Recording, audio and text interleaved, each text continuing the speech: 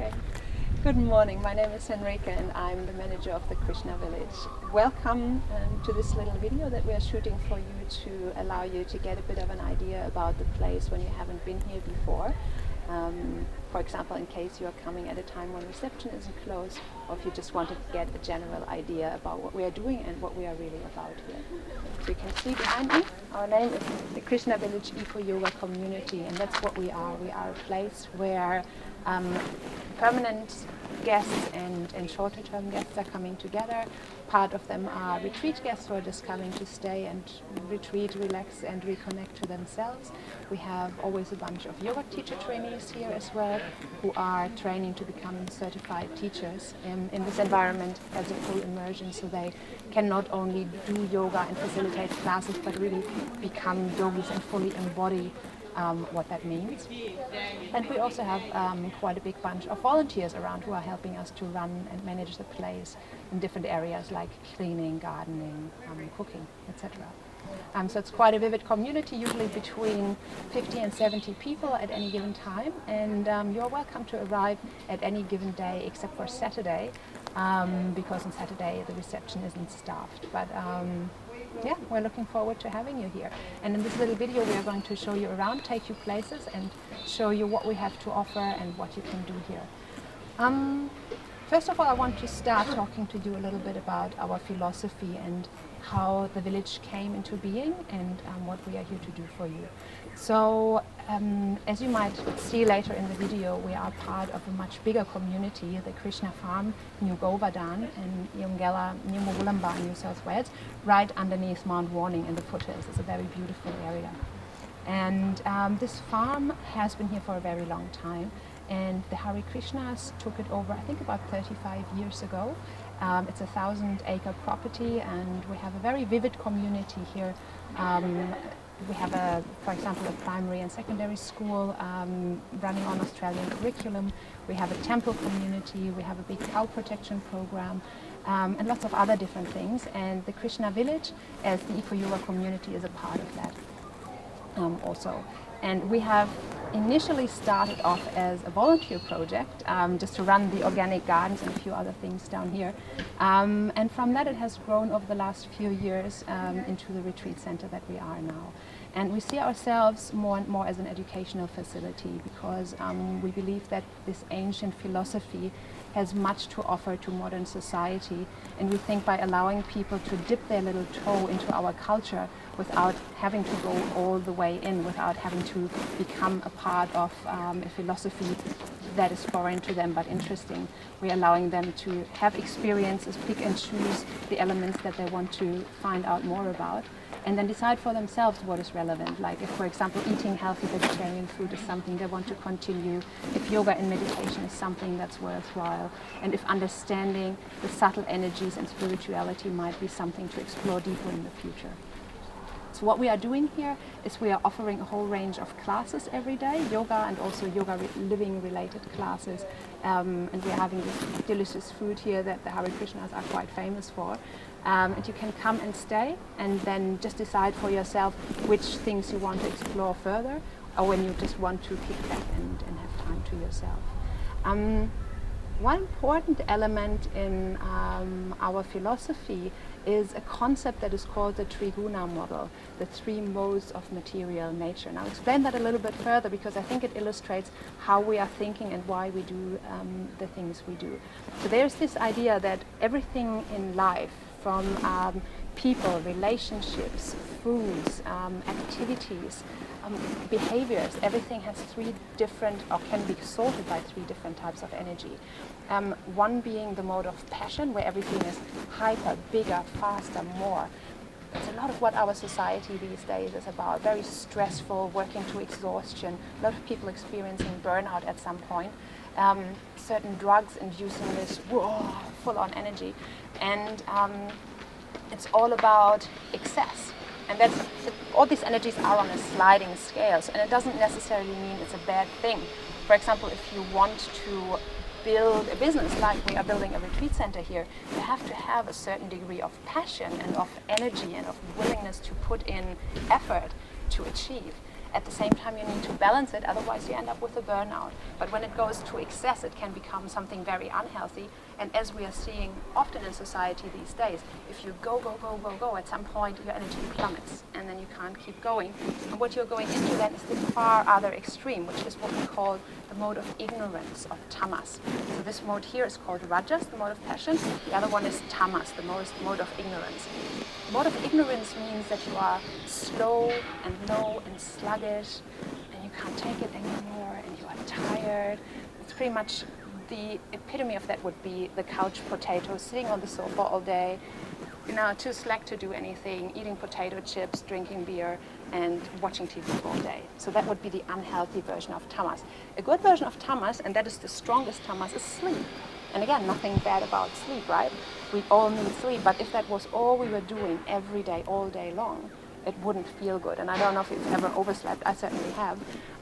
When you oversleep, you can often wake up really even more tired, even more drained, with a headache.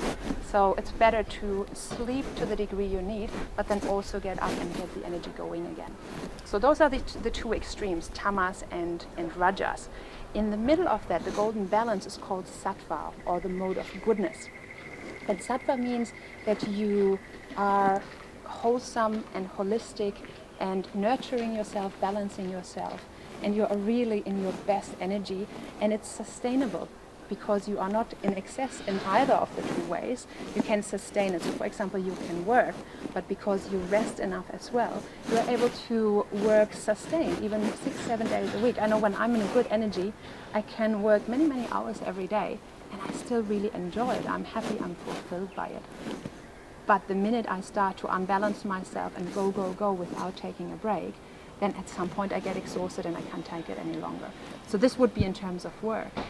The same in terms of eating. When you overeat and you really indulge yourself, or you eat a lot of unhealthy stuff, that is going to really bring you down, right? It doesn't feel good. It feels good in the moment, but afterward it feels really bad. Whereas if you eat sattvic food, that means you eat clean, you eat healthy, you eat what really nurtures and nourishes your body, gives you the proteins and vitamins and minerals and everything that you really need. But you don't eat in excess, and you look after your body as the temple of your soul. Relationships-wise, another area where this shows up, there can be relationships that are abusive, or people pulling you in a direction if you associate with them too much, that you are starting to get into drugs or into exhaustive behaviors or into bad-mouthing other people. That is the company you keep, makes who you are. So to think about what is wholesome and balanced in terms of relationships.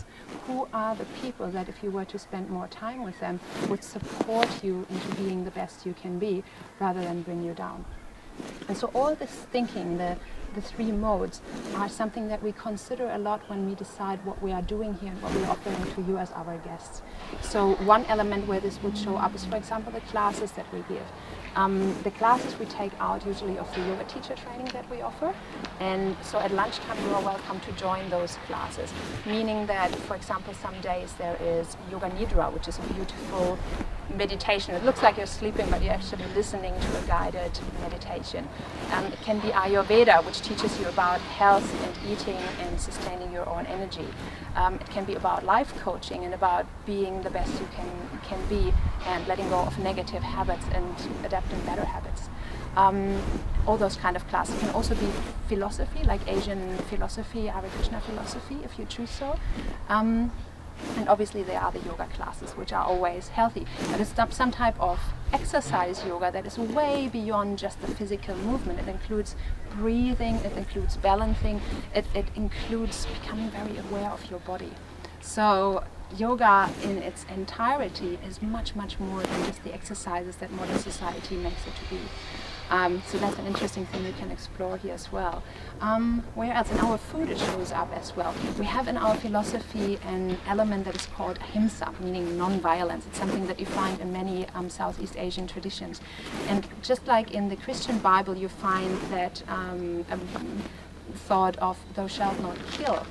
We kind of have the same thing, which is ahimsa, just that we apply it not only to humans but to all living entities, meaning everything that is a sentient creature and has a soul. and we include trees, plants, the cats around here, the cows that we have, the dogs, the bees, and also happen to include other people.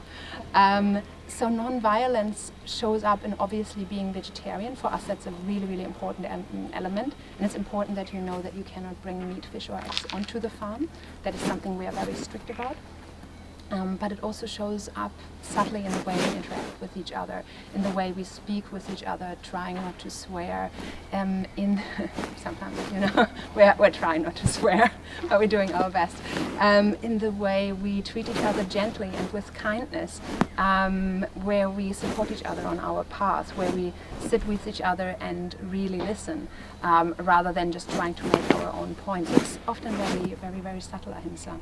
So that's another way, and hence we are making vegetarian food. And if you've ever just considered becoming a vegetarian, but have found that it's, for example, a little bit difficult to do that because you only really know how to cook with meat and fish.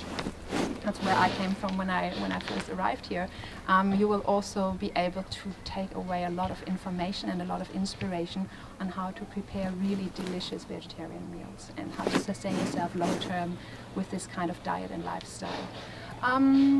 The other thing is that we have a really beautiful community. It's very mixed, a lot of young people volunteering, at the same time a lot of people in their 40s, 50s who are coming to regenerate, a lot of people in their 30s, 40s who used to be our kind of young travelers, but have now arrived in real life and are working out there in their corporate jobs and feeling they need to really come back and reconnect to themselves. And the beauty is something we all have in common, that we are coming here with an open heart and a curiosity to experience community. And the mix is really what makes it special. And we always notice that the right people seem to be meeting here at the right time. So wherever you're coming from and wherever you are at in life, you will find that you will probably meet the right people here, either to have really deep, good conversations with, or to challenge you exactly where you need to be challenged. That's what community is about, and that's what you will get here as an experience.